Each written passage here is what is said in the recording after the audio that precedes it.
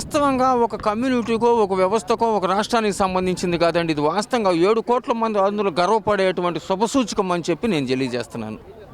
అంటే రాజధానిలో ఎటువంటి పనులు కూడా ప్రారంభం కావట్లేదు. అలాంటి ప్లేస్‌ని తీసుకొచ్చి మళ్ళీ జనాన్ని మోసం చేస్తున్నారు చంద్రబాబు అని చెప్పి జగన్మోహన్ రెడ్డి గారు మాట్లాడుతున్నారు. ఇలాంటి విగ్రహ ఓపెనింగ్ వల్ల ఎటువంటి సమాచారం ఉంది? అసలు ఇది మాట్లాడటానికి అసలు వాస్తవంగా అర్థం ఉందండి. మీరు వాస్తవంగా ప్రజలకి, ప్రభుత్వానికి మధ్య వారధి మీడియా. ఎలక్ట్రానిక్ మీడియా అనుకోవచ్చు, ప్రింట్ మీడియా అనుకోవచ్చు. సరే అన్నటువంటి వ్యక్తుల్ని మీరే అడగండి. ఆ రాజధానిలో కడుతున్నటువంటి మాట వాస్తవం కాదని తీసుకెళ్ళి చూపించండి. మీరు ఇప్పుడు అటు నుంచి వస్తున్నారు, మీ వెనకాలే మీ కారు వస్తుంది. ఆ రాజధాని కట్టే దగ్గర మీరు వెళ్ళి చూస్తున్నారా లేదా? పార్ట్ మిక్సర్లు కానీ, జేసీబీలతో వర్క్ చేయటం కానీ, కేబుల్ వర్క్ జరుగుతున్నాయా లేదా? ఆ మాట వెళ్ళి రండి, మేము తీసుకెళ్తామని కాంట్రా సుబ్బారావు గారు మాట్లాడే కొండపోతలు. సో మీరు అల్లే తీసుకెళ్ళండి, ఎవరు అన్నారు వాళ్ళని తీసుకెళ్ళండి. మరి మేము చెప్పేది కాదు, మీడియా వాళ్ళ ద్వారా రాజధాని అభివృద్ధి జరగట్లేదని మీరు చెబుతున్నారు. మీడియా ద్వారా మేము చూసి వచ్చాం అని తీసుకెళ్ళండి. ఇప్పుడు మీరు చూసుకుంటూ వచ్చారు కదండి, ఎలా ఉందన్న? బాగానే ఉంది.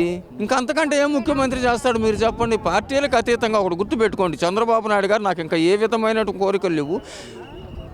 4 సార్లు ముఖ్యమంత్రి చేశా, ప్రతిపక్ష నాయకుడు చేశా. రాజధాని అన్నది ఒకరికో ఇద్దరికో 7 కోట్ల మంది ఆంధ్ర ప్రజానేకానికి ఇది ఒక ఆయుపట్టు లాంటిది.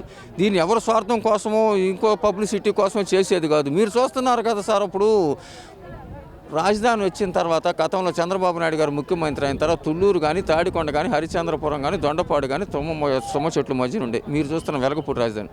అసలు ఇప్పుడు ఏ రకంగా ఉంది రోడ్డు?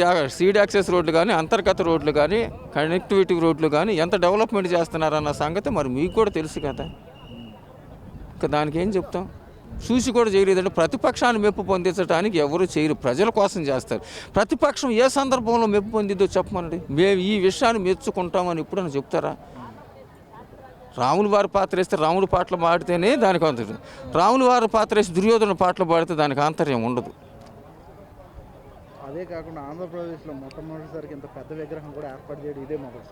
ఇది ఒక చారిత్రాత్మకమైనటువంటి విషయం. గతంలో అనేక మంది పాలకులు చేశారు, అనేక ప్రభుత్వాలు చేసి, అనేక మంది ప్రజాప్రతినిధులు చేశారు. కానీ పొట్టి శ్రీరాములు గారు అన్నటువంటి వ్యక్తి ఈ విధంగా 58 రోజులు కఠోరమైనటువంటి దీక్ష చేసి ప్రత్యేక ఆంధ్ర రాష్ట్రం కోసం అని చెప్పాడు. కాబట్టి ఆయన త్యాగ నిరతిగా ఒక చంద్రుడికి ఒక నూనెపోకులాగా ఇది సువర్ణాక్షరాలతో లిఖించబడినటువంటి రోజు మహాకూటమి కానీ, చంద్రబాబు నాయుడు గారు కానీ, పవన్ కళ్యాణ్ కానీ, భారతీయ జనతా పార్టీకి కానీ. ఏం చెప్తారు కూటమి పాలన ఎలా ఉంది?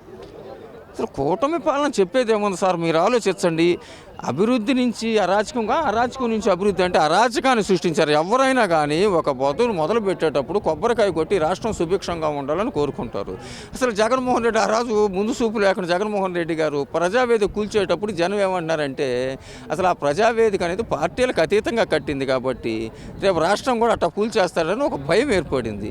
ఇవాళ దాన్ని కూడా అభద్రతాభావాన్ని పక్కన పెట్టి రాజధాని కోసం భూములు ఇచ్చిన రైతులకు సిఆర్డీ ఆఫీస్ పెట్టి మరి ప్రత్యేకమైన బ్యాంకులను ఏర్పాటు చేసి కనెక్టివిటీ రోడ్లు కట్టేసేసి రాజధాని అనే దానికి ప్రజల్లో ఒక అమరావతి ప్రజలు కాదు 7 కోట్ల మంది ప్రజలకు ఒక నమ్మకం కలిగించారు.